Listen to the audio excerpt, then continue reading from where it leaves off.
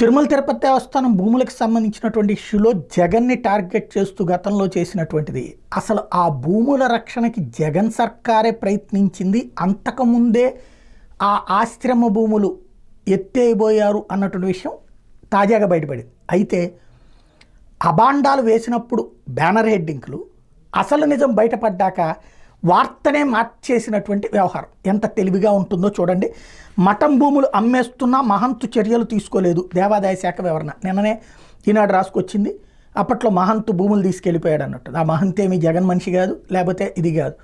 అసలు పాయింట్ చూడండి. ఇక్కడ హదీరాంజీ మఠానికి నవీ ముంబై సమీపంలోని భూములను అక్కడి మఠాధిపతి ఆయన కుమారుడు విక్రయించినా సరే తిరుపతిలోని ప్రధాన మఠం మహంతు అర్జున్ దాస్ చర్యలు తీసుకోకుండా లోపాయికారి అవగాహనతో వ్యవహరించారని దేవాదాయ శాఖ అధికారులు వెల్లడించారు. సంబంధిత 80 ఎకరాల విషయంలో ఉద్దేశపూర్వకంగానే కోర్టులో ఆలస్యంగా అప్పీల్ చేశారని పేర్కొన్నారు. 2500